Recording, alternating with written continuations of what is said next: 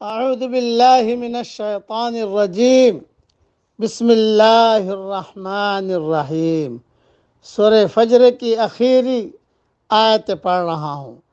یا ایتھا النفس المطمئنہ، اے اطمینان والی روح، ارجعی الی ربک راضیۃ مرضیہ، تو اپنے رب کی طرف لوٹ چل اس طرح کہ تو اس سے راضی، وہ تجھ سے خوش۔ فادخلی فی عبادی، پس میرے خاص بندوں میں داخل ہو جا۔ وادخلی جنتی، اور میری جنت میں چلی جا۔ مختصر تشریح سن لیجئے۔ ابن ابی حاتم میں یہ روایت بھی ہے کہ حضرت عبداللہ ابن عباس رضی اللہ تعالیٰ عنہ کے چچا زاد بھائی کا طائف میں انتقال ہوا تو ایک پرندہ آیا، جس جیسا پرندہ کبھی زمین پر دیکھا نہیں گیا، وہ نعش میں چلا گیا، پھر نکلتے ہوئے نہیں دیکھا گیا۔ جب آپ کو دفن کر دیا گیا تو قبر کے کونے سے اسی آیت کی تلاوت کی آواز آئی، اور یہ نہ معلوم ہو سکا کہ کون پڑھ رہا ہے۔ یہ روایت طبرانی میں ہے۔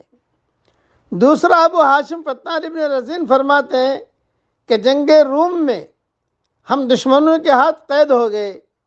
شاہ روم نے ہمیں اپنے سامنے بلایا اور کہا، یا تو تم اس دین کو چھوڑ دو یا قتل ہونا منظور کر لو۔ ایک ایک کو وہ یہ کہتا کہ ہمارا دین قبول کر ورنہ جلا دو، ورنہ جلاد کو حکم دیتا ہوں کہ تمہاری گردن مارے۔ 3 شخص تو مرتد ہو گئے۔ جب چوتھا آیا تو اس نے صاف انکار کیا۔ بادشاہ کے حکم سے اس کی گردن اڑا دی گئی اور سر کو نہر میں ڈال دیا گیا۔ وہ نیچے ڈوب گیا اور ذرا سی دیر میں پانی پر آ گیا، اور ان تینوں کی طرف دیکھ کر کہنے لگا، اے فلاں اور اے فلاں اور اے فلاں، ان کا نام لے کر انہیں آواز دی۔ جب یہ متوجہ ہوئے تو سب درباری لوگ بھی دیکھ رہے تھے اور خود بادشاہ بھی تعجب کے ساتھ سن رہا تھا۔ اس مسلمان شہید کے سر نے کہا، سنو، اللہ تعالیٰ فرماتا ہے، یا ایتھا النفس المطمئنہ ارجعی الی ربک راضیۃ مرضیہ فادخلی فی عبادی وادخلی جنتی۔ اتنا کہہ کر وہ سر پھر پانی میں غوطہ لگا گیا۔ اس واقعے کا اتنا اچھا اثر ہوا کہ قریب تھا کہ نصرانی اسی وقت مسلمان ہو جاتے۔ بادشاہ نے اسی وقت دربار برخاست کرا دیا اور وہ تینوں پھر مسلمان ہو گئے، اور ہم سب یوں ہی قید میں رہے۔ آخر خلیفہ ابو جعفر منصور کی طرف سے ہمارا فدیہ آ گیا اور ہم نے نجات پائی۔ ابن عساکر میں ہے کہ رسول اللہ صلی اللہ علیہ وسلم نے ایک شخص سے فرمایا کہ یہ دعا پڑھا کرو، پڑھیے میرے ساتھ، اللہم انی اسألک